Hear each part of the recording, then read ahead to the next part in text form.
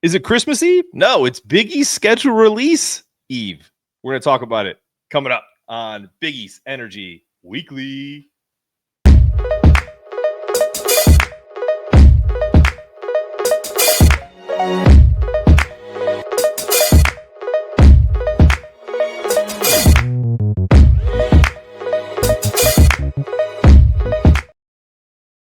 Welcome into Big East Energy Weekly with your hosts, Casey Matthews and Mark Zanetto, talking through all the things that are happening in the Big East and giving some opinions. We're going to have some fun today. Make sure you subscribe to all of the podcasts on the network. Our show, the weekly show, Roll Jays, Hoopscap, Pirate Vibes, Doghouse. We got all kinds of stuff. Pretty much every team you can think of, with the exception of still looking for Marquette, still looking for a Xavier show that may change after this evening, and obviously Providence. So check us out. Make sure you subscribe to it, download it wherever you get your podcasts, Apple, Spotify, and subscribe to YouTube. All right, Casey. So it's not Christmas Eve; it's Big East schedule release Eve. 2 p.m. tomorrow, and then there's a Spaces with John Fanta, I believe, at 3 p.m. to kind of go over probably the marquee games. So make sure you head over there and check that out with John. What are your thoughts? Because I think the frustration I've seen on the Twitter world and just really in general is, okay, I even got a message from one of the UConn players' dads. It was like, is it going to be released tomorrow? Because you're getting all these little, nuggets from Rothstein and others who are kind of, the media in the know. And I said to you pre-show, I don't even care if the Big East came to us, because we'll be at Big East Media Day, and said, hey, we're going to release to you the schedule. Can you throw out a few different dates? Just release it all. Like, I understand you're having a show and all of that. Just pick a day where we all get it and all have anticipation behind it. This idea that you're kind of putting it as a part of your insider knowledge is just silly. And that's no disrespect to John at all. Yeah, I mean, I definitely can understand the point. I think if I flip it and look at it from the Big East perspective, I think it's their way in some ways of, one, creating interest, creating buzz. I mean, you always want to be talked about. And like, I saw some ACC stuff coming out yesterday as well. So it was kind of like, I'm sure they wanted to make sure that their conference is being talked about as frequently as possible. But also, when I think about like the main media in college basketball, obviously we're big John Fanta fans. He's just a rising star. John Rothstein is huge. The Field of 68 huge. There's probably more that I'm forgetting, but those are some of the real big ones. And so I think it's also their way. And John has been somebody who has really carried the torch for the Big East, in my opinion, for a long time, and takes a lot of pride in the Northeast and the Big East as a whole. So I do think that's in some ways like a thank you to him of like, hey, you've always been such a good ambassador of our brand. And so we want you to kind of leak some stuff, have fun with it. And then also put that graphic out about Fanta doing the schedule release, which you'd be stupid not to have John Fanta do that. Sure. So I think that's it more than like, I mean, I do get it, right? From like to just put it out. Like, why this whole deal? However, we're talking about it and people are tweeting about it, and that's exactly what you want. Yeah, but we're talking about it because this is our job. Like and same as it is John's. Like, I'm just saying, like, for the fans to kind of I'll just go through a few of these tweets. And this is nothing against John Rothstein. John, come on our show. We love you. I follow you. I think, and everything that Casey said is correct. You are an incredible ambassador for college basketball. So this is no disrespect. I'll use your team. 19 hours ago, Creighton will host Butler on December 30th in Omaha. It's just like Villanova will host DePaul on New Year's Eve. Xavier's December Big East schedule is set. Creighton at Georgetown, UConn, the 17th, 20th, and 31st. These little nuggets, like, it's like, why? I get why, but it's but can I give you one other alternate idea here, though? Because, this just hit me as you were talking, so this wasn't like I was sitting on this. We don't actually know that it was the Big East that gave John the schedule. And now we just don't. So here's what I'll offer you is this. You get the schedule in advance. Like they've had their schedules, at least rough drafts of their schedules for probably. Hold on. Can I ask you a question as a former Yeah. coach? Yeah. Do the coaches know the schedule? Yeah. You have a representative on your staff that has makes to sense. get that communication. Now, here's what. Listen, I'll give you guys some of the behind the scenes of John Rothstein. John is one of the best, if not the best, at staying in touch with people throughout the season. Oh, listen. Well, hold on. Now, I didn't know this. Okay, I was an idiot in terms of iPhones and all the capabilities. John uses the send later function of iPhones better than anybody. And so he's always schedules his good luck today text to the coaching staffs well in advance. And so you get that text every single game day. I mean, you set your watch to it. But here's the thing. If you respond, John will respond back to you and he'll talk to you, whatever. And he does this on purpose because he's smart. He builds relationships on the staffs. I could text John right now and talk about Italian steakhouses or restaurants in New York, right? He's just a good dude. What happens in return is he'll get information. Sure. So this might not be the Big East gave him the schedule. This could be a lot of he's just getting pieces and nuggets from different staffs and putting it all together and finding the juicy ones and the ones that are going to get people excited and putting it out. I don't know. I honestly don't know. We'll have to ask him. We'll hopefully get him on the show here soon and we can ask him. Who knows if he'll tell us the truth, but no. And honestly, you saying that makes me believe that that's 100% accurate because as you know, and we know some of the same people, some of my former coaches like yourself and coaches that are still in the industry will absolutely tell you. And I've received a photo, like screenshot video of multiple John Rothstein text messages that say everything that you just said, but it's on a big loop. And it's just like, it's over like the course of like a 3-month period. Yeah. And it's essentially, to your point, he's doing that to kind of keep those relationships with the coaches, some of who really appreciate it. And I'm sure some of who think it's annoying, like, cause I've heard that too. But that's okay. Cause I can be a pain in the ass too. Cause I am John Rothstein level OCD when it comes to, hey, I just sent you a message. Can I get a response? So I get all that. Like, so I'm with him on that, on that respect. I'll offer this defense of John with that is that, like, it's kind of like I'm a big birthday guy. So if I have friends or family and it's their birthday, I call or I text, like it's one of my things. I don't remember them all. Some of them I do, but for the most part, they're in my phone and I get a notification and it says, hey, this is so-and-so's birthday. But I'm taking the time to call or text, and that's what people appreciate. I think it's the same thing for him. He's taking his time to put a text together, even if it's send later, and you can't, at least not that now, maybe this is a special trick that he knows I don't, but to schedule, maybe you can select I don't care. It's his time that he's taking to do it. And I appreciated it. And I think more people appreciate it than don't. And I think when you get to know John and talk to him, you get it that he is a genuine dude and that like he does genuinely mean well. Anyway, I know this isn't a John Rothstein fan podcast, but I do think it's interesting to see where he got that information. It would be fun to find that out. No, I think it's I think you're spot on. I think it's leaked through each individual on the team, on each team, and here you go, John. Like, this is what we've gotten so far, blah, blah, blah. Because, let's be honest. There are some good ones, and I circled a few. Seton Hall will host Villanova on December 23rd in Newark.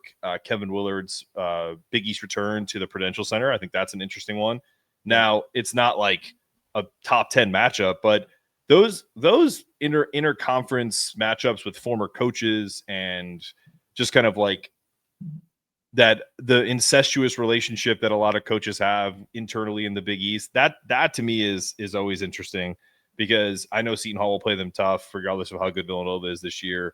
And then I thought another interesting one is I'm not going to let the cat out of the bag, but I hope later we have a Xavier podcast that we can talk about that's on our network, because UConn is playing in Cincinnati at Xavier on New Year's Eve. Now, that would be an interesting place for me to go on New Year's Eve. I think my wife would probably want to punch me in the face, but we'll see. It's work. We'll figure that out. But I think they got lucky with that one. I think but isn't that like a noon game? I think something like that, like a noon game on New Year's Day. Something. I didn't see a time for that one. I saw it was New Year's Eve, but students are gone. So yeah, that's true. That's a very good point. Yeah, very good. They got pretty lucky with that one, man. That's a tough place to play, regardless. But when the students are gone, yeah, it's just not as good. It's just not. Yeah, the environment's not as rowdy. So, good break for UConn there. And then the one that I think most people, at least in my world, because of who I cover, that are angry about is, I believe UConn is playing at MSG on a Friday, and we'll know more tomorrow, official. But the split with St. John's, similar to last year, is on like a Wednesday.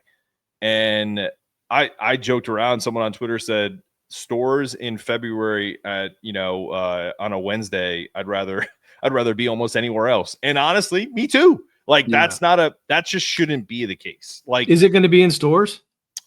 I mean, Dan, we don't know yet. Dan talked about, I mean, all the marquee games are like, if you're a marquee game and you're playing in Hartford, it shows you that UConn thinks you're not that marquee of a game. Just being honest. But you'd rather play it in stores, right? Oh, I know, but I'd rather it be on a Friday. I gotcha. A Friday or or a Saturday, like a weekend. Like don't play it. Don't be in the middle of the week. Yeah. I don't want it on New Year's Eve when no students are around. To your point, because then it's a tougher. It's an easier game for the away team, but you also don't want it like in the middle of the week.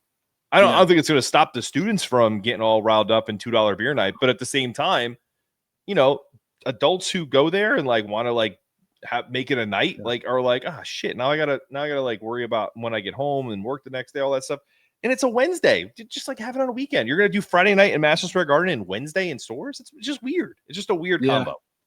Yeah, I'm assuming the MSG was that there were just no good dates available for a Saturday game there. I'm assuming, but Friday night is a great time to be in the city and go to a game. Yeah. You know what I mean? Like that's just. Oh, you were saying that. I got you. I thought you were saying you didn't want to play on the Friday there. No. Yeah, do it. I don't mind that at all. I think that's pretty fun. I definitely see what you're saying. I mean, I think I don't know. I mean, yeah, I don't know. I can't. It's hard for me to make the argument against your point about playing on a Wednesday night. But then again, I mean, it doesn't matter what day of the week you play that game. It's going to be sold out. It's going to be absolutely bananas. I think what will be interesting to see more than that is because it's on a Wednesday. Who do you play that weekend? Is one of those teams off before or after? Those will be the things that will be interesting, and you'll be able to draw more conclusions on why they scheduled that game on a Wednesday night rather than on a Saturday. Yeah, but I look at it like this. We talked about how unique the Big East is. And if you want to market the Big East for the most eyeballs, forget about who's going to the game, because it's going to be sold out. People are going to go crazy one way or the other, right? Right. But we're talking about TV. We're talking about eyeballs. We're talking about showcasing what's thought to be the two best teams in the conference, right? Yeah. Why would you do it midweek when there's all kinds of other things going on? But can't you make the same argument for a Saturday game? Well, you have who knows why not? Because it's February. You could have Auburn and Alabama on Saturday at the same time. Who gives a shit about Auburn and Alabama? It's not football season, it's basketball season. I know, but I'm saying if you want to have the majority of college basketball eyes on you, you probably have done it on a Wednesday night. But it's going to be like 6:30 on a Wednesday where people are getting home from work, dealing with their kids. Like a weekend game there's more eyeballs because there's less people working. Or a Friday night because people are thinking about, I'm in relaxation mode. Now I get to watch this great game. Oh man, UConn and St. John's is playing on Friday. Aren't they supposed to be really good this year? If you're a casual basketball fan, That's your thought process. Psychos like us are going to watch no matter what. And we're probably going to go. You know what I mean? Like, but not the casual fan. Yeah, I don't know. I'm trying to give you a different opinion. You're doing a pretty good job of making me feel like I'm wrong. But I kind of get the logic. I mean, I get it both ways. I think no matter when you could play that game at Sunday morning at 9 a.m. and it's going to be bananas inside of the arena. It's going to sell out. Everybody's going to watch it. I don't disagree with you there, but last thing I'll say on this is the reason why that's frustrating, I think, for most people is because we're already fighting an uphill battle when it comes to revenue and getting the best deals in terms of revenue for the basketball only league, right? And if you're not going to maximize all of that with your best teams, because who knows? And this is a shot at St. John's. I'll just be honest. Who knows if St. John's is always going to be as good as UConn? Because we don't know. And we don't know if UConn's going to take a dip like they did when they left the American. So do we always know these are going to be the top teams in the league? No, but they are right now. They're both top 5 preseason. Make it a freaking weekend game. We'll have to see if we can get an answer for this, because there's another thought. Is with this NBC contract, does NBC get first pick on Saturday games? And if they do, then this could have been a way for Fox to, you know what I'm saying? I don't know. It's interesting. I'll have to look at that. I'll talk to some people and see if there's anything with the TV deals, because it money controls everything. And I'd be interested to see if TV played a factor in that. So, because I know in years past when Creighton's been ranked really high and, had a big game like a UConn, it always gets moved to, Fox, right? And now that the NBC's in there, who knows? That's maybe. Interesting. Yeah. And obviously, hopefully we'll get a look at this in terms of when we're at Media Day. I wouldn't mind asking that question to folks, how do they feel about that? Is that a frustrating thing for the coaches? Even asking someone like non-Dan Hurley, asking Rick Pitino, being like, hey, Coach Pitino, how do you feel about a Wednesday game in stores at 6:30 versus it being, in stores on a Saturday at 4 p.m., standalone game? You know what I mean? That kind of thing. Yeah. Those are things that the Big East, unfortunately, in their, and maybe it's out of their control, but that's what we need to fight for. Being a part of this conference and advocating for it. I want to fight for better time slots so that we beat out the SEC for eyeballs and the ACC and all these other schools that we know that don't really care about basketball. I'm serious. I don't care what you say. You are a football conference, as you should be. Even the ACC wants to be a football conference. Their freaking commissioner said it. Yeah. Just saying. I hear you. Don't get me fired up.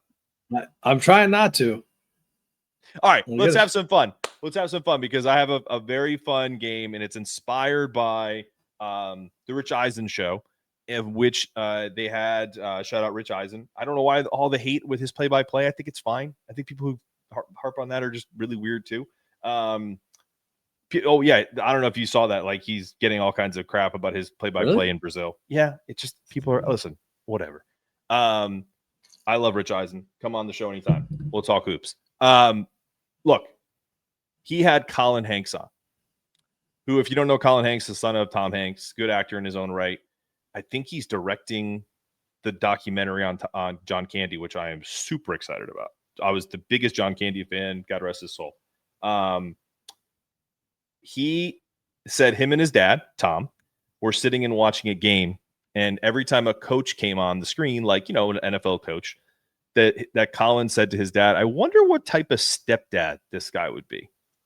You know what I mean? What would he say to you? If you were his step kid, right? So I wanted to do a version of this, but I don't want to use stepdad because they've already used that. So when I put a coach on the screen, I want you to tell me what type of tipper this coach would be. Do you think, regardless of service, are they automatically that 20% and higher, or are they the itemizing everything up. She didn't come over and give me, the Reservoir Dogs 6 cups of coffees. So I don't tip. So I just based off of the look and who and what your thoughts are. And it doesn't mean you're a bad person if you're a bad tipper, but it does call into question that you've never actually done a job like this, because I have worked at restaurants before, front of the house, back of the house. And when someone doesn't tip, it's talked about throughout the entire restaurant, especially someone known. Okay. Are you ready? Are you ready? Yeah. You're trying to get me in trouble. You're trying to get no, me in because trouble. I'm going to give him my opinion too. Okay. All right. So we may differ on it. All right, we'll start with. We're just doing tippers, or you got no other no, ones? That's it. Just what's the minimum percentage this guy's going to tip, and you can give your explanation however you want. Okay, we're going to start with probably the least controversial coach in all of the Big East. Good old Thad Matta. What's that? If you're at a steakhouse and with Thad Matta and he's picking up the bill, what's Thad going to tip? Yeah, I mean that. Well, first of all, you're in Indianapolis. Look at him. He's smiling. He's clapping. He's pumped. Yeah. Great meal. What do you think? Yeah. Well, let's just say this: you're at St. Elmo's in Indianapolis, right? Your spot. So obviously, it's an Indianapolis staple. You're a coach in Indianapolis. You got to keep the reputation. I think he's going to be in the anywhere from the 18% range if it's bad service, which you're never going to get at St. Elmo's. But if it's bad, maybe you're in the 18 range. But I think he could be in the 25 to 27 range too if it's good service. 25 that's just a good dude, Yeah, he looks. If it's good, I don't know that service. Yeah, he looks like a good dude. So 25 to 27%. Okay, all right. If it's good, okay. I'm not going to give my opinion yet. I'm going to go one more with you, and then you can control this yourself too. Like then you give me, you flip it and throw some different people up here, because we got a picture of Shaka, we got Dan, we got your boy Greg, we got Ed Cooley, we got Richard and Rick Pitino and Chris Holtman. I didn't get everybody. All right, you ready? Last one for you. Let's go. And I'm not going to give you Greg because you know him, and I know what the answer is going to be already. So I'm going to go. I know exactly you're going to go. I'm going to go Richard Pitino. Richard. Let me think about Richard for a second. Richard's in Cincinnati. There's a couple good ones in Cincinnati, but nothing like Omaha. I think Richard's going to be on a sliding scale, and I think it's not going to be 20% no matter what. I think it's going to be, I think he's going to be in the. I'm not going to say the same range. I think he's going to go down. Like if it's not good service there, I think you could see him go into that 15 to 16% range, and just. Wow. But I also think he's going to let you know. Like he's not going to be that guy that's like just being super nice the whole time. Oh, everything was great. I think he's going to give you signs along the way to help you, like be like, hey, like you got to pick your game up here, or there's going to be some consequences. But then again, I think if it's excellent service, I think he's going to give you the 23 to 25 range. I think he's fair. I actually completely disagree. He's younger, which means you typically are going higher percentage. Really? The younger the person, typically they're going to go higher because they empathize. There's more empathy with people that are in this business. At least that's my my explanation. And he's going 30%. Whoa. I'm going 30% tip for Richard Pitino. I am high on Xavier, but I'm higher on Richard Pitino as a meal tipper because I'm dead serious. Like I don't think you're going to. I don't even know any Xavier restaurants or Cincinnati restaurants. So if you're a Cincinnati restaurant, let me know. I'm curious because I think this dude is trying to make not only the best impression, but listen, he's been around money his whole life. His dad has been a freaking famous coach forever. You're trying to tell me that he hasn't seen guys like, it's Italian. Oh, it's on the arm. Come on, man. Like, this is what it is. I would be shocked if he was an under 20% tipper. Shocked. Yeah, but if you got bad service, if it's bad service, he's still giving 20%. Really? Yep. That's my read on Richard. Do you do the same thing? I have empathy. I look around if they're trying and they know that their cook is backed up or whatever, and they come over and they're like, listen, we know that you guys ordered X, Y, and Z. It's been forever. We apologize. Would you like a dessert or like if they offer something, I keep it at 20. I rarely dip below 20%. Wow. I mean, listen, I consider myself a really good tipper, but if it's not good, if your service is not good, I mean, I'm going to let you know. Like, but again, I'm like I said maybe about Richard. Like, I'm going to give you some signs. Like, you need to pick your game up. But maybe. But at the end of the day, like if I'm at a steakhouse, I mean, because to me, 15% at a steakhouse is still pretty high. But yeah, you also you have to think if you're only thinking about 15% at a steakhouse, that steakhouse sucks, because even if it's expensive, they typically have standards for their wait staff, and I don't think I've ever gotten really bad service at a steakhouse. I don't think you will. So like I'm just talking about restaurants in general. Like if you're going to your run-of-the-mill restaurant where it's their first job as someone that's really trying to get after it and make some money, maybe college kid, whatever. Look, my wife and I were at an Italian restaurant here in Greensboro, and this one woman, you could tell she was having the roughest day, and our bill came out to $100 for the two of us, and we had our at that time one son with us. Okay, and so she had a table of 8 people that gave her like $2 in the tip, $2. Oof. So what did your boy do? He basically doubled her tip. So I gave her $100 tip on a $100 bill, because you could just tell that this girl had just gone through it. And I think a guy like Richard Pitino would see the same scenario and makes a hell of a lot more money than I do, and would probably do something similar, because look, I definitely agree. But I mean, honestly, empathetic. I don't know that there's anybody on our list that wouldn't do that. I really do. I love the for the most part, I guess. I love the character and integrity that the coaches have in the Big East. And I just think you're making so much money, like right, $100. Well, that's why it's such an interesting exercise in kind of a thought process. It's like, because I guess the thing for me is Richard seems like an accountability guy. Like I don't think any of these guys are not. However, I think there's some that aren't. Okay. But I think there's levels to it. Yeah. Right. If you're a drill sergeant, you're a drill sergeant. If you're a coach, you're a coach. You have to have some accountability at some point, right? There's going to be, Rick Pitino and Dan Hurley may have, and I'll even throw Greg McDermott in there, that are like a higher level coach that are, that standard's a lot higher. However, you certainly have to have that, right? Because if you're talking about going out to eat, they're going to be recognizable. They're not going to tip. They're not going to tip bad because they don't want the reputation. But I'm just saying, eliminate that. Maybe this is one of those things where you got to preface some of those stuff.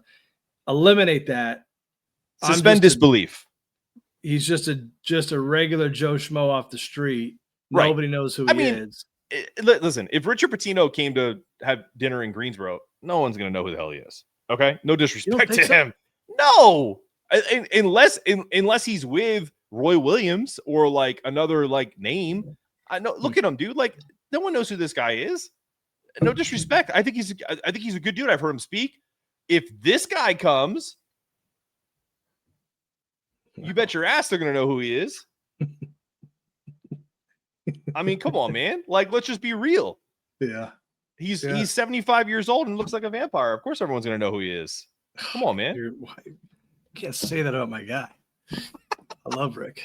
All right. Honestly, I think Rick Pitino would be a fantastic tipper. I think he goes above and beyond. Like, I think he probably is like, he's probably the guy, if you're a good waiter, that's like trying to talk small talk with you. Oh, hey, Casey, where are you from? Like, I think that would be, I definitely think that'd be Rick. Really? See, I disagree with you on that one. You really? No, 100%. And I think he's going to tip you better so that you don't talk to him. Okay, I can see that angle. I think he's going to drop you a stack so that when he walks into that restaurant, no matter when he walks in, he's got a table in the section that he likes with the server that he likes. And he doesn't have to even tell you what he wants to drink. They're bringing the drink to the table. It's probably, what do you think? A nice red cab or something to the table right away. Like I think he's going to break you off to avoid the small talk and the back and forth. That's my thought. But to your point, like if he's constantly going to the same places, he probably knows who the wait staff is. So he probably is going to have a little small talk. Hey, Casey, how was how's your mother? Like blah blah blah. Like you know what I mean? Like he's gonna do that. Or I could see what you're saying. If it also depends on. I didn't say this yet about any of these guys. Did they win? If they won the night, like you may get a 45% tip. Like you know what I'm saying? Like, but if you lost and your service is shoddy, that tip might drop a bunch. Unless it's the national championship, let me just tell you a little thing about this gentleman on our screen.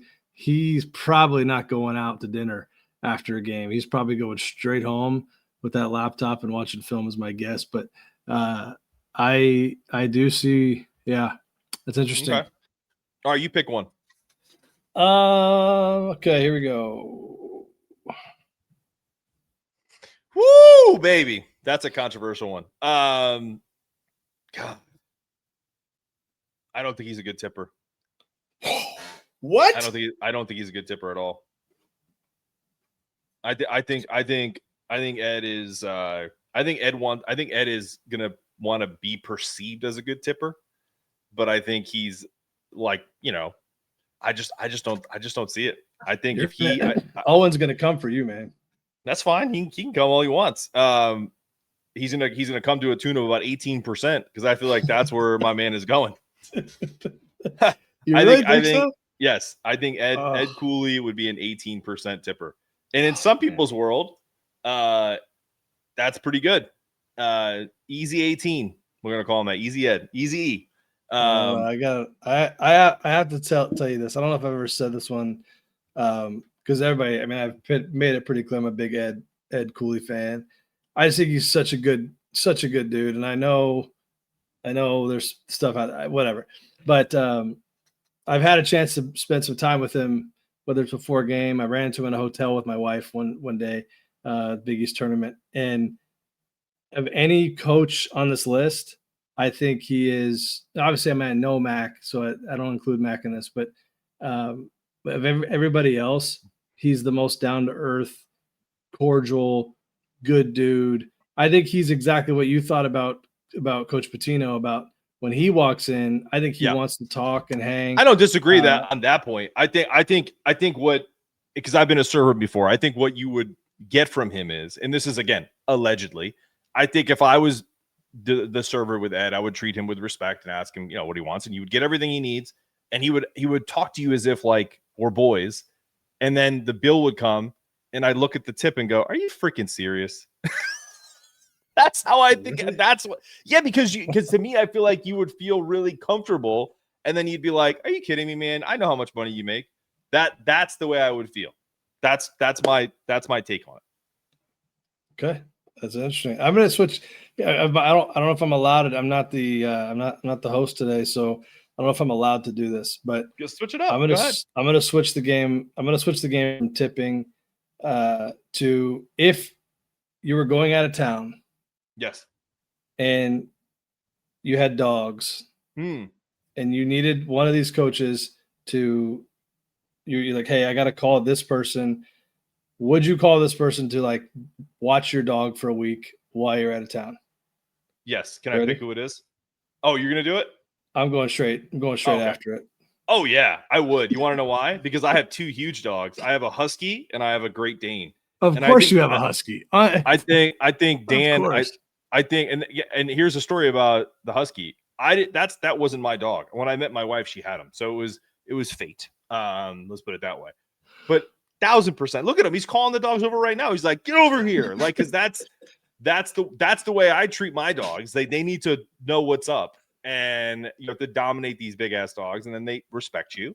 And honestly, absolutely. But can I tell you who I was going to go to? I want this guy taking care of the dogs. Yeah. I want Chris Holtman taking care of the dogs because he seems like such a good dude. so down to earth. I feel like the dogs would be like, like super excited to see him. I think they'd be scared shitless of Dan. And frankly, I think they'd be scared shitless of Shaka too. Because Shaka's intense. He may come off as nice and but he'd be like, listen, I'm not a punk. You better get away from me. Like that. That's a great question, but to me, that would be the order. Like I would go Holtman first, but I would have no problem if Dan, if you want to watch the dogs anytime, man, you can. Anytime you're in Greensboro, do a cookout. We'll do a cookout. You can hang out with the puppies. You got a big yard. You are a fool, Mark.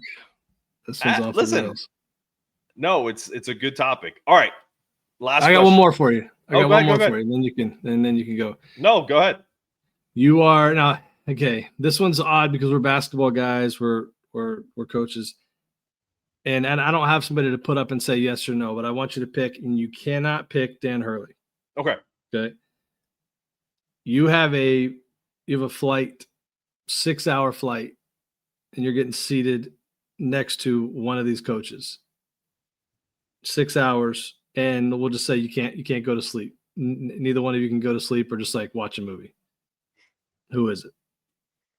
Just put him up on the screen. Well, he's not gonna want to sit next to you now, pal. Why? Because I think he's a shitty tipper. It's okay. My dad's a shitty tipper. One of the greatest guys I know. He just is. I mean, listen. All right, tell me why. Tell me why. Because I on a 6-hour flight, things, and you're close, whether first class or not, things can get pretty chummy. So I want to know if some of the rumors that I've heard about are true. So I would kind of, I would get in, try to have a conversation, normal, ask him about basketball, I would ask him about different things, but I would just talk to him about hey man to man, is X, Y, and Z true? And I just think he would have a ton of stories. And honestly, I wouldn't want to sit next to Dan. Dan's a good dude, and he would not be on the list. I would go Ed 1, and then I would go Rick 2. And then honestly, I would probably go his son 3, because I just want to know what it was like to grow up. This dude's your dad, and now you're coaching against him. What the hell? That's got to be an interesting dichotomy there. That would be my order. No disrespect to Greg. He seems like a lovely guy, and I would love to have a conversation with him.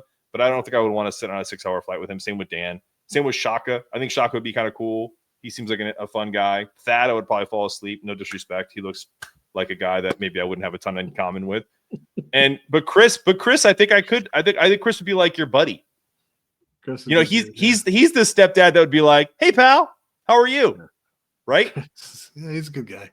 Yeah, he would be like, "Hey man, how was school today?" Yeah, no, you're probably right. For me, number one, I just put it up there. Put it up for there. me. My number one is going to be Rick, because I'm a huge Pitino fan. I got his book. He'd probably tell me within the first hour, dude, you find another seat. I can't do this for 6 hours. So that probably wouldn't work out too well. But in terms of who I would actually feel sitting there, and it could be a good time. And we don't even have everybody. No, we don't. I didn't have enough time. Yeah. But gosh, you know what? This one might actually surprise you a little bit. I think I'm going Dan. I think that dude, if you could get him talking and just having a good time, maybe get a couple drinks flowing, I think he would be an absolute riot and just good. I've heard some stories of guys that worked for him that just rave about him and just say he's hilarious. I don't know. I just think it'd be funny, and you've heard some of my stories and interactions with them. So I would probably have some of that to reference and talk about, and we joke it up. But I think he'd be fun. I agree. And you know what? This just came over the wire. I didn't type this. I don't know why, but it's just we need to get Owen and Mark on next Big East Energy Weekly to talk Cooley versus Hurley and how in the world the mental gymnastics that Owen had to do to create that statement. It was and pretty impressive, actually. Hey, listen, he even said it. It's a little inside baseball. I guess his dad said, "You've been watching a lot of Stephen A. Smith, huh?" And he said, "Yeah, I have." So, listen, Yeah. Owen A. Rosen, that's his new nickname, and but that's okay. Now, listen, fun episode today. I'm looking forward to this Big East schedule release tomorrow. If I have time, I may jump on that Spaces to listen to Fanta and just kind of get his thoughts. But any parting words for our loving fans? No, subscribe, please subscribe. We're getting close to season, close to practices. We're going to start having more shows come out. So please subscribe. It helps us tremendously just to be able to do this and provide the content. So please subscribe, like, share, comment. That's one thing I always try to put in there. But if we want your thoughts and comments, and we can bring some stuff up in shows, like we'd love to get your thoughts on what we're also doing. Great closing. Last thing I'm going to say, we need a Marquette host, we need a Providence host, and we need who am I missing? DePaul host. Unless you want to see me more, and I do a show weekly of the three of those teams and do a segment on each of those teams as part of a show until we get those hosts. I know you don't want to see my face more. Okay. So just, if you know someone that's interested, let us know, because we'd be interested in having them on the network. We will be at Big East Media Day.